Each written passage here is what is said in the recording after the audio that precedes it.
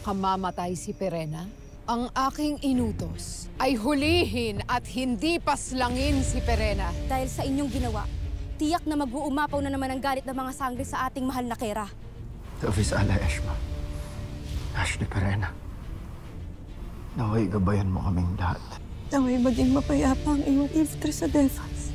Salamat kasi niligtas mo ang buhay ko. Patawad, Ashley, sorry. Hanggang ngayon na hindi ko pa rin matanggap. Sana ako iyong naririnig. Ekoredwad. Voya pring Devas, Perena, hara ng Hatoria, at isang magiting na sangre ng Lireyo. Igas ka! Igas ka! Igas ka!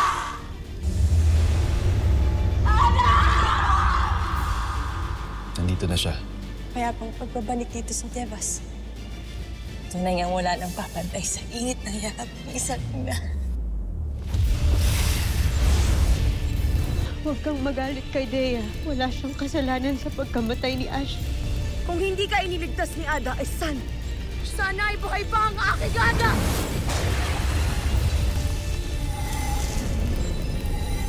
Gusto na! Pagmula ngayon ay pinuputol ko na ang anumang ugnayan na mayroon ako sa inyo. Lumayas kayo rito sa Hatoria! Hindi ko na kayo nais na makita pa. Nasaan si Amihan? Sila Ibrahim ay nagpapahinga sa isang silid na mga itring ayaw magkasala kay Ebre. Hindi mo pwedeng kausapin ngayon. Dalhin mo pa rin ako sa silid na iyan. May kailangan kaming pag-usapan ng aking kapatid. Nasaan si Olgana? Dalhin mo ako doon. Hindi na kailangan.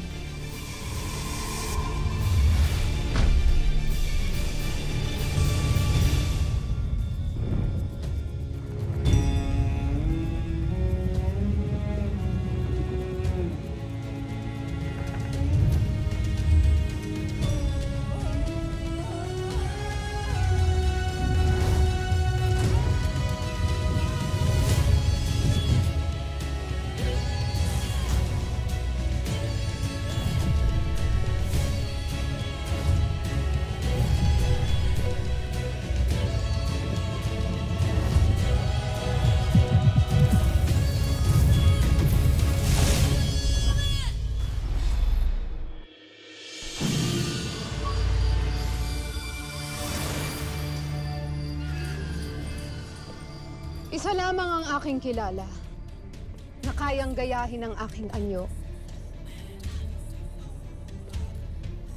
Ngunit sa kasamang palad, siya'y patay na.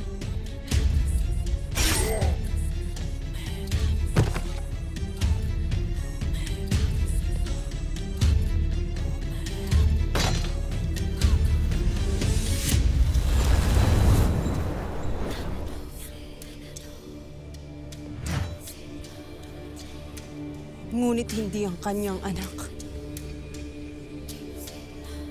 Narito sana ako upang singilin si Olgana.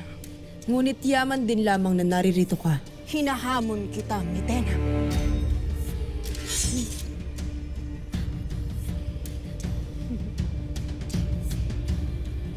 Muling magluluksa ang Hatoria sa kamatayan ng bago nilang pinuno.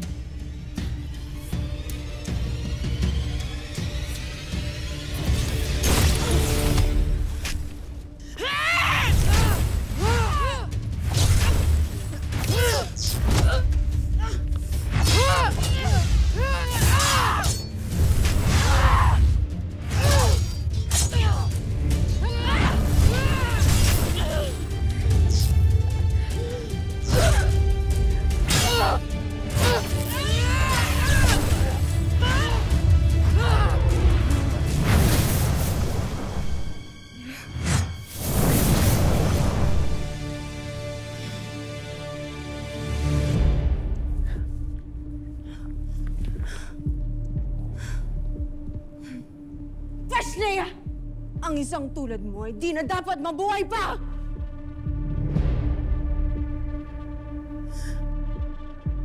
Zaul! Mahal na Kera. Hulihin si Olgana.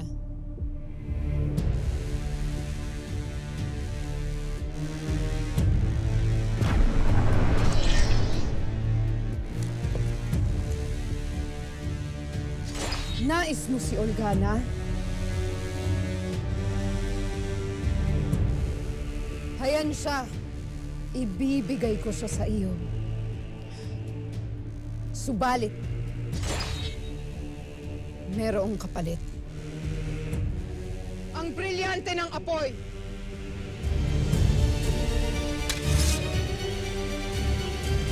Hindi ko masisisi si Flamara, Nuno. Kung kamuhian niya ako. Sapagkat walang kapatawaran ang ginawa ng aking ina. Deya, ang nagliliyab na apoy ay laging mapanakit. Kaya hayaan mo munang magngit-ngit ang dingas ni Flamara. Huwag mong tumbasan. Kapag napayapa na ang kanyang loob, maiisip din niya na wala kang sala sa kasalanan ng iyong ina. Ngunit ano nang aking pwedeng gawin, Nuno? Unawain ang kanyang galit at pagdadalamhati sa pamamagitan ng awa at kabutihan. At ang pinakamahalaga, manatili kang matatag laban sa kadiliman.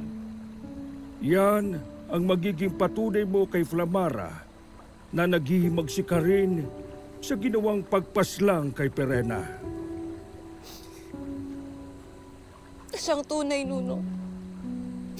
Kaya kahit maputol ang tali na nag-uugnay sa amin ng aking ina, patuloy pa rin akong titindig laban sa kasamaan nila.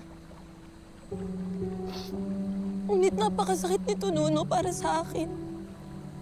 Nakalabanin ang aking ina. Ngayong siya pa rin ang aking tinuturing na tanglaw. Ngunit kung ang tanglaw na ito ay nagbibigay na ng dilim sa halip na sa liwanag, batid kung kailangan ko pa rin piliin ang tama kahit na masakit. Yan ang kaibahan mo kay Olgana, lalo kay Mitena. Pagkat pinili nila ang apoy na nanununog, habang ikaw, pinipili mo ang liwanag na nagbibigay ng tanglaw. At iyan, Deya, ay tanda na napakabusilak at makatwiran talaga ang iyong kalooban.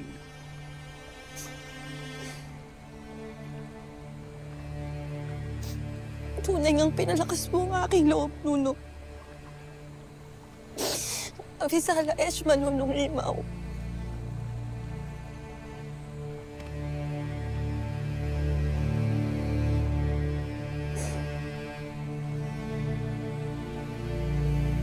Tingin-tingin ka na naman dyan. Umamin ka na kasi na umiibig ka na kay Sangre Dea. Pakiusap. Maaari bang huwag na muna ngayon? Kamamatay lang ng aking Ash de Perena.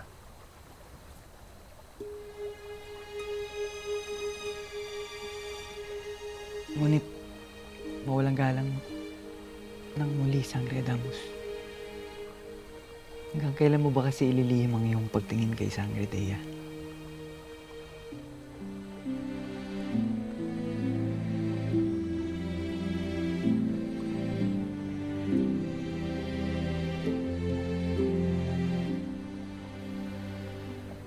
May panahon para sa pag-ibig. At hindi ito ang panahon na yun. Lalo't nababalot ng kadiliman ng buong Encantadia.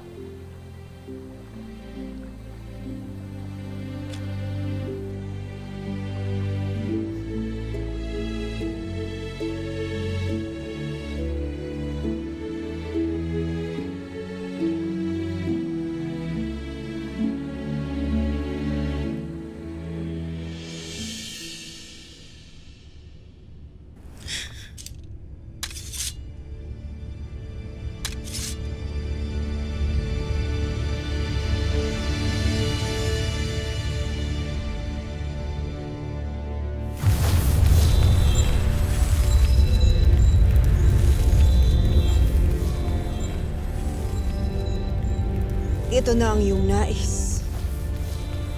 Akala ng warkang ito ay malalansi niya. Sige, Mitena. lumapit ka at kunin mo ang brilyante.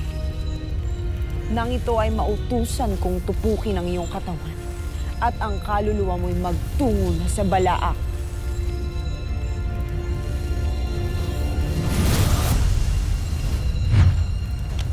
Bakit mo inaabot ang iyong brilyante?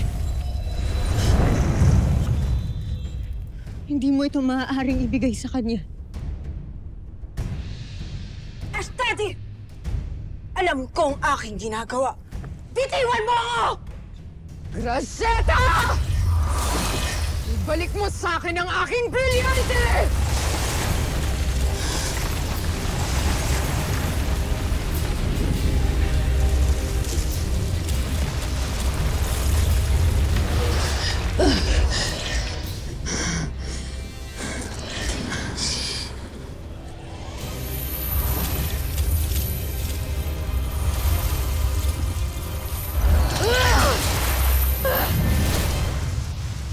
Vakal!